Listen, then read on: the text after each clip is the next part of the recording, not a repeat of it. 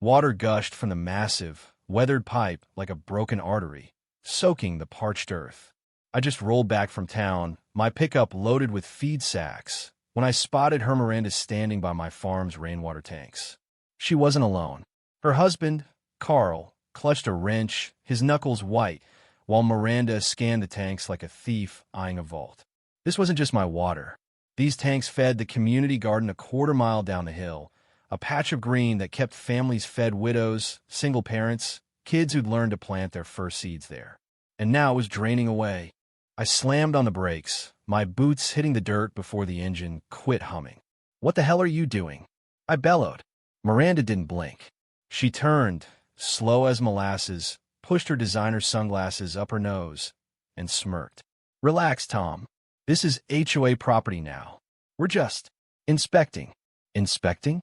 Those tanks were my blood and sweat, built a decade ago to catch every drop of rain on my 15-acre farm just outside Boise, Idaho. They weren't just for methy water to garden that fed 25 families every week. And now, the last trickle was pooling in the dust. HOA property? I spat. These tanks are on my land, and that garden keeps people from going hungry.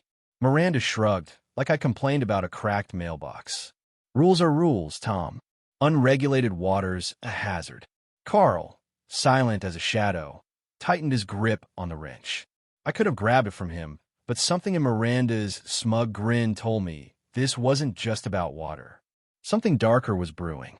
"I'm Tom Hargrove, 65, a retired mechanic who's called this farm home for 3 generations. My wife, Ellie, passed 7 years back, Leah VYing me with my mutts, Jasper and Luna, and a knack for fixing what's broken. I built a greenhouse from scrap, started a honeybee colony, and rigged those tanks to make this land a lifeline. When the town greenlit a community garden by the old chapel 2 years ago, I piped water from my tanks to keep it alive. No one asked me to, it just felt right. Folks brought me homemade pies, kids drew me thank you notes, and for a while, it was good. Then Miranda showed up. Miranda Voss, late 50s, with a sharp bob haircut and a clipboard welded to her hand, moved here 9 months ago. She wasn't just a neighbor, she was the HOA, or so she acted. Carl trailed her like a whipped dog, nodding at her every whim. She hated my tanks, called them unsanctioned. She didn't like the garden's foot traffic either, too disorderly. And she really didn't like that my farm wasn't under HOA control. My property line was just beyond their jurisdiction, but Miranda insisted community standards applied to everyone. It started small, a letter about my non-compliant fence, a complaint about my bees being a public threat, a note claiming my beat-up truck was an eyesore. I brushed it off, thinking she'd tire out. Then I found neon yellow flags staked along my property line, HOA, survey markers with no legal backing. I called Sheriff Wyatt, who said he couldn't act without proof of trespassing. So I installed cameras around my land, quiet like just in case. Meanwhile, I kept the garden going. I taught kids to grow peppers, showed moms how to compost, watched old-timers smile as they picked fresh basil. But Miranda? She didn't smile. One day, I caught her snapping photos of kids pulling carrots. "EVY Denke," she said, "in case someone gets sick from your filthy setup." I was floored. Then came a day I found my tanks bone dry. Standing there, staring at the cracked mud where water once flowed, my phone buzzed. A text from Sarah, 31, a librarian who ran the garden's volunteer crew. "Tom, the garden's wilting. No water. Tank issue." My gut twisted. This wasn't a Leah kit, was Sabotage. I spotted Carl peeking from behind their fence, a wet wrench in his hand. I marched over, heart pounding, and found muddy boot prints and a busted lock by the tank valve. They'd broken in. This was no HOA stunt. This was a crime. Then, a sharp crack echoed from the garden. Dust, not smoke, rose in the distance. I jumped in my truck, tires spitting gravel. When I got there, my stomach dropped. Half the garden's raised beds had collapsed, and there was Miranda, elbow deep in dirt, wielding a shovel and a metal detector. She hadn't seen me yet. This wasn't about water anymore. She was hunting something. I crept behind the tool shed, watching her dig like a woman possessed. What was she after? I'd built those beds myself, nothing but soil, compost, and pipe. I stepped out, voice like steel. "Miranda," she yelped, nearly tripping into a wilted zucchini patch. "What are you doing?" I demanded. She brushed dirt off her gloves, stammering. "I thought I saw a rat." "Protecting the kids." "A rat? In a 2-foot trench?" I pointed at the hole. "That's no rat hunt." She squared her shoulders, voice icy. "You never filed an environmental permit for this garden, Tom. I'm ensuring compliance." Classic Miranda make up a rule, then wield it like a club. "This garden's on church land, and my water's on my farm," I shot back. "You've got no say here." Her eyes glinted. "People are complaining, Tom, about your tanks, your water, your secrets." "Secrets?" My blood ran cold. "What are you talking about?" She leaned in, voice low. "Word is you're hiding something. Barrels, chemicals, maybe cash. Why else all the cameras?" I blinked. Cash. This wasn't about rules. She thought I was stashing treasure. Her greed was showing, and it was ugly. "Get off this land," I said, "or I'm calling Wyatt." She smirked. "This garden's public. You don't own it." "I share it," I growled. "Big difference." She stormed off, shoulder checking me as she passed. That night, I met Sarah and the volunteers at the chapel. The air was heavy with worry. Sarah's eyes were red. "What happened, Tom?" I swallowed hard. "Someone drained the tanks. On purpose."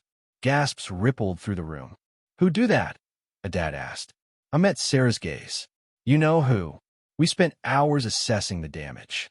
The beans might last a few days with bucket watering, but the tomatoes were toast without a fix by dawn.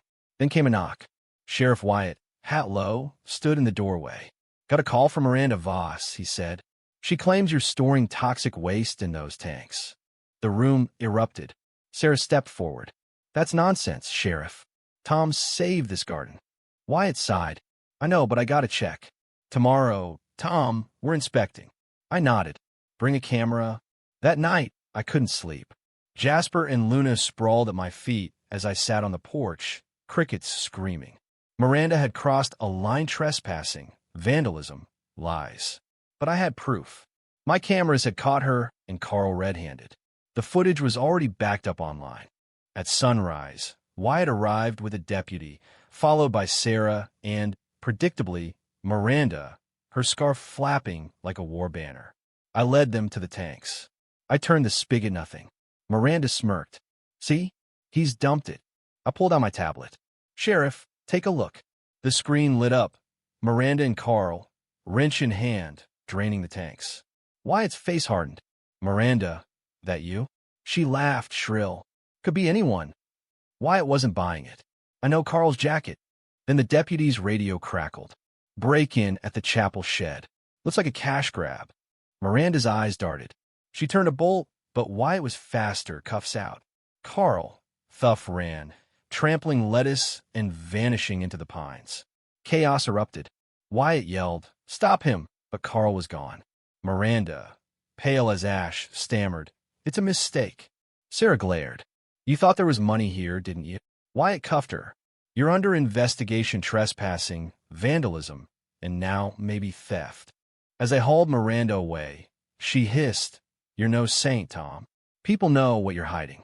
I stood firm. "I've got nothing to hide. But you? You've got plenty to answer for." The garden was half dead, pipes snapped, beds caved in.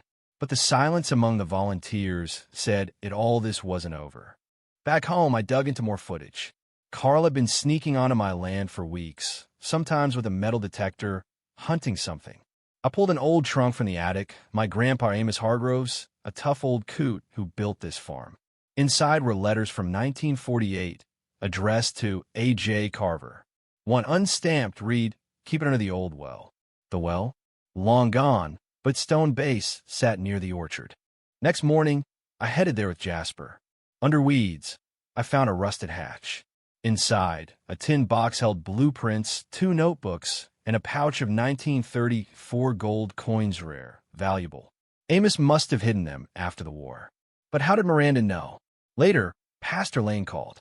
"Tom, someone broke into the chapel's record room land deeds."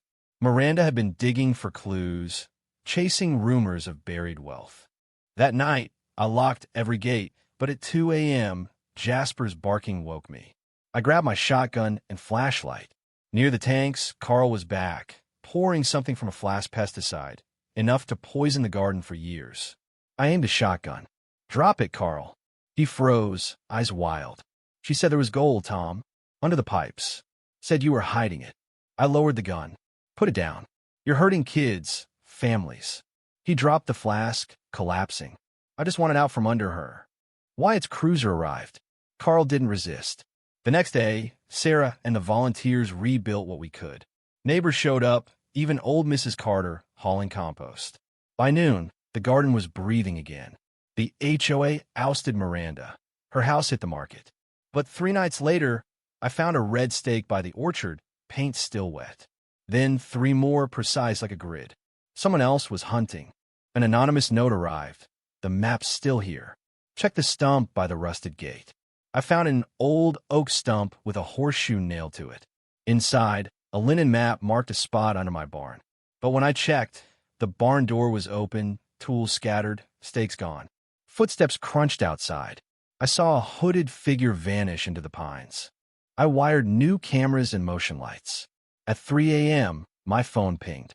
A red stake was stabbed into the barn wall, the horseshoe tied to it. This was no treasure hunt, it was a threat. Why it came grim? They're not just looking. They're taunting you.